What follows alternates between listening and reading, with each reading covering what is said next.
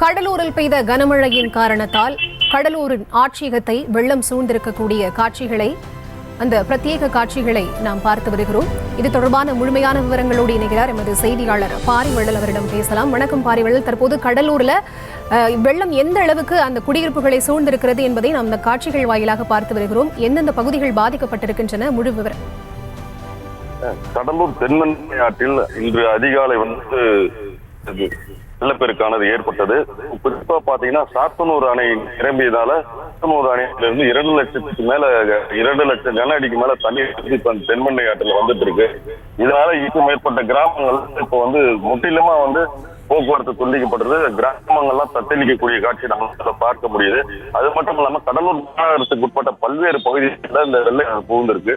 தற்சமயம் பாத்தீங்கன்னா மாவட்ட ஆட்சியர் அலுவலகம் சாலை முழுவதுமே வெள்ளை நீரால் சூழ்ந்திருக்கு. குறித்த பிரத்யேக காட்சி தான் இப்ப நம்ம பார்த்துட்டு இருக்கோம்.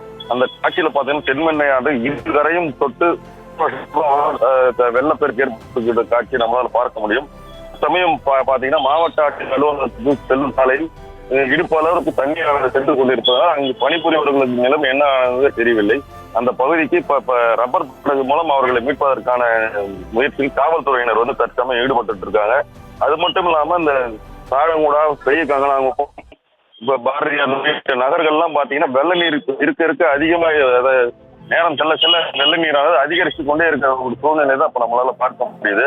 அந்த குடியிருப்பு பகுதியில் இருக்கு பெரும்பாலான மக்கள் தற்சமயம் படகுகள் மூலம் மீட்டு அருகாமையில் உள்ள திருமண மண்டபம், பள்ளி உள்ளிட்ட இடங்கள்ல அவர்கள் தங்க வச்சிருப்ப முயற்சியில மாவட்ட நிர்வாகம் ஈடுபட்டு இருக்கு. சிறப்பு அதிகாரிகளும் முகாமிட்டு வெள்ளப்பணிகளை துரிதப்படுத்தும் நடவடிக்கையில இப்ப தற்சமயம் ஈடுபட்டு இருக்காங்க. அது மட்டும் இல்லாம இந்த இரவு செல்ல இந்த பகுதி இன்னும் தண்ணி அதிகமா குடியிருப்பு பகுதியெல்லாம் மறுபடியும் பாதிப்பு வரும். எங்களுடைய உடைமைகள்லாம் உள்ள மாட்டிட்டு இருக்கு. அதெல்லாம் மீட்டெடுக்கிறது என்னால முடியல, ரொம்ப கஷ்டப்பட்டு இருக்கோம். பொதுமக்கள் ஒரு கவலையோட தெரிவிக்கக்கூடிய காட்சி நம்மளால பார்க்க முடியுது. மாவட்ட நிர்வாகம் எவ்வளவுதான் நடந்திருக்கலாம், இயற்கையின் சீற்றத்திலிருந்து இந்த கடலூர் மாநகரமும் மாவட்டத்தில் இந்த 20 கிராமங்களும் முழுவதுமாக வெள்ள நீர் சூழ்ந்திருக்கக்கூடிய காட்சி தான் இருக்கு.